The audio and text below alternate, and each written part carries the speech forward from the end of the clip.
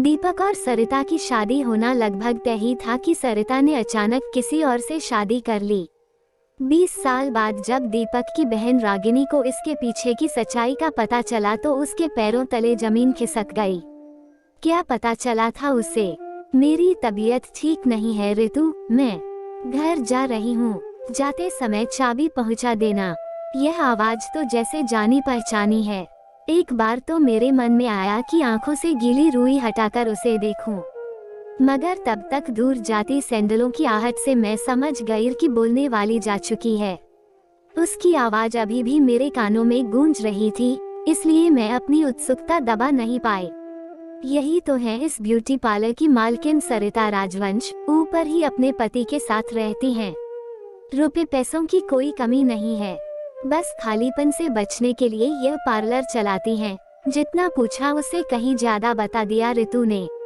नाम सुनते ही मेरा रोम रोम जैसे झंझना उठा। चेहरे पर फेस पैक लगा था, वरना अब तक न जाने कितने रंग आते और जाते। पिछले ही हफ्ते मेरे पति का तबादला यहाँ हुआ था। मैं घर में सामान अरेंज करते करते काफी थक गई थी। चेहरे की थकान मिटाने के लिए यहाँ फेशियल कराने आई थी। आश्चर्य कि यह पार्लर मेरी सबसे प्यारी सहेली सरिता का था। विश्वास नहीं होता, मेडिकल की तैयारी करने वाली सरिता एक मामूली सा पार्लर चला रही है, लेकिन उसने मुझे पहचाना क्यों नहीं, या पहचान गई इसलिए यहाँ से चली गई। और भी न जाने कितने सवाल जिनके जवाब मैं पिछले 20 सालों से खोज रही हूँ। वन एक करके वे सब जेहन में गूंजने लगे और साथ ही गूंजने लगा एक मधुर संगीत जो हरदम सरिता के होठों पर रहता था। क्या करूं, हाय कुछ कुछ होता है। वे स्कूल कॉलेज के दिन, मैं, दीपक भैया और सरिता सब एक साथ एक ही स्कूल में पढ़ते थे। हम पड़ोसी थे। दीपक भैया मुझसे 2 साल बड़े थे, लेकिन पता नहीं क्यों माँ ने हम दोनों का नामांकन एक ही क्लास में करवाया था। दोनों परिवारों की एक जैसी हैसियत के कारण ही शायद हमारी दोस्ती बहुत निभती थी। सरिता के पिताजी एक दफ्तर में क्लर्क थे और मेरी माँ एक स्कूल में अध्यापिका। मैं छोटी थी तभी पापा चल बसे थे। दीपक भैया और सरिता की बचपन की दोस्ती धीरे धीरे प्यार का रूप लेने लगी थी। दोनों के जवान दिलों में प्यार का अंकुर फूटने लगा था।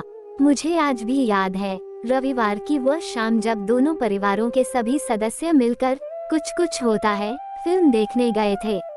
दीपक भैया ने गुजारिश की और मैंने अपनी सीट उनसे बदल ली ताकि वे सरिता की हथेलियों को अपने हाथों में लेकर इस संगीतमय और रोमांटिक वातावरण में अपने प्यार का इजहार कर सकें।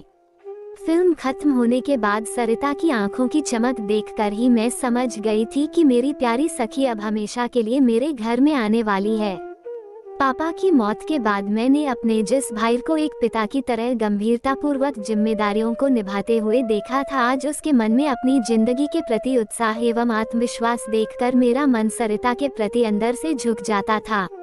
शायद सरिता के निश्चल प्यार की ही ताकत थी कि पहली बार में ही भैया ने MBBS की परीक्षा पास कर ली। उस दिन सरिता इतनी खुश थी कि उसे अपने फेल होने का भी कोई गम नहीं था। सब कुछ इतना अच्छा चल रहा था। फिर अचानक एक दिन जब हम दोनों भाई बहन मौसी के घर गए हुए थे और एक हफ्ते बाद लौटे तो पता चला कि सरिता ने दिल्ली के किसी अमीर आदमी से शादी कर ली है। उसके मम्मी पापा ने भी साफ साफ कुछ बताने से इनकार कर दिया। फिर तो जैसे दीपक भैया के सारे सपने रेत के घरौंदे की तरह सागर में एकसार हो गए। जिन लहरों से कभी उन्होंने बेपनाह मोहब्बत की थी, उन्हीं लहरों ने आज उन्हें गम के सागर में डुबो दिया। उस समय कितनी मुश्किल से मैंने खुद और भैया को संभाला था यह मैं ही जानती हूँ।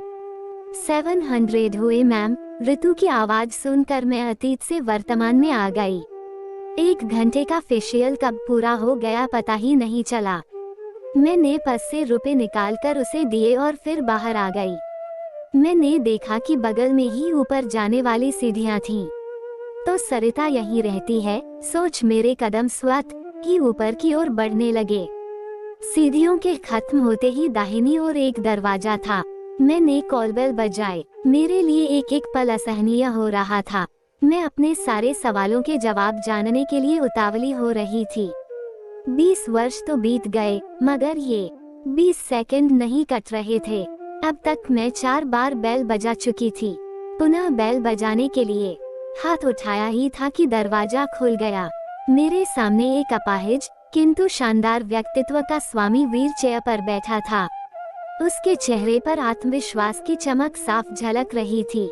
मुझे देखकर एक क्षण के लिए वह अवाक रह गया, मगर अगले ही पल उसने मुस्कुराते हुए मुझे अंदर आने को कहा।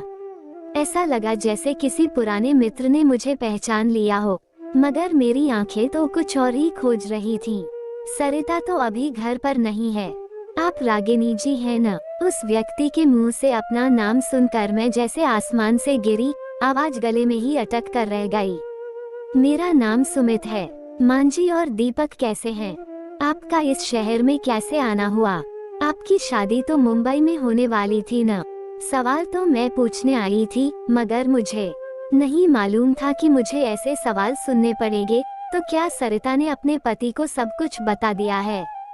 आप इतना सब कुछ मेरे बारे में? मेरे हलक से आवाज ही नहीं निकल पा रही थी और फिर मैं बिना कुछ और कहे वहीं सोफे पर धम से बैठ गई। तभी सामने दिखी वह तस्वीर जो हमने अपने फेयरवेल वाले दिन खिंचवाई थी।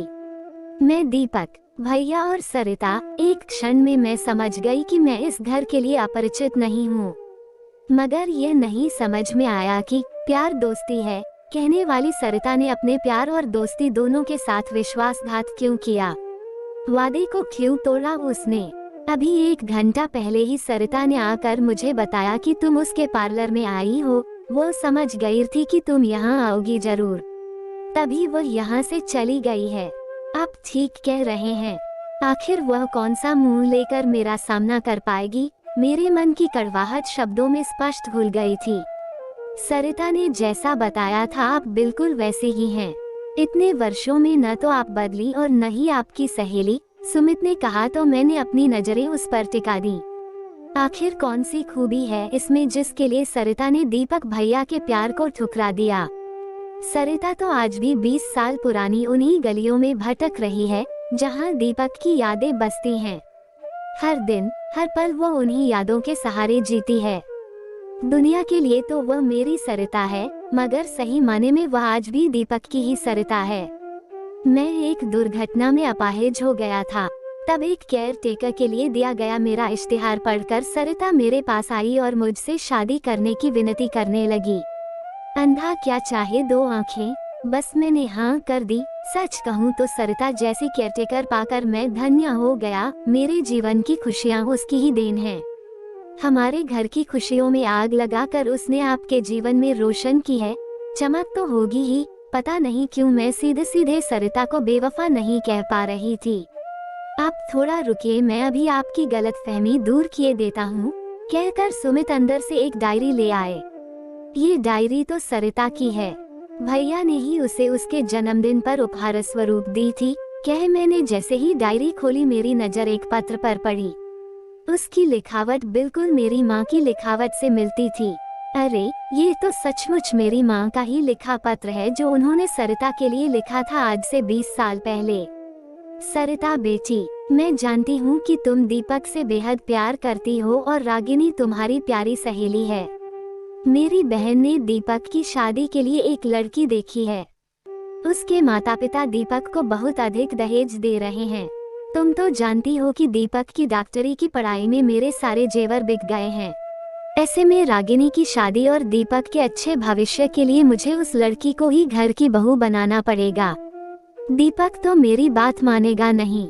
ऐसे में उसका भविष्य और रागिनी की जिंदगी अब तुम्हारे हाथों में है। मैं जिंदगी भर तुम्हारा एहसान मानूंगी। तुम्हारी मजबूर आंटी। पत्र पढ़ते ही मैं सुबह उठी। ये तुमने क्या कर दिया सरिता? हमारी खुशियों के लिए अपनी जिंदगी में आग लगा ली। आखिर क्यों सरिता? क्या कोई दूसरा रास्ता नहीं था? आज तुमसे पूछे बिना मैं यहाँ से नहीं जाऊंगी। इतने वर्षों तक मैं और दीपक भैया तुम्हें बेवफा समझकर तुमसे नफरत करते रहे और तुम दीपक की नफरत ही तो उसके जीने का साधन है। एक ही क्षेत्र में रहकर शायद कहीं किसी मोड़ पर दीपक से मुलाकात न हो जाए, इसीलिए उसने वह रास्ता ही छोड़ दिया। सरिता कभी नहीं चाहती थी कि तुम लोग उसकी हकीकत जानो।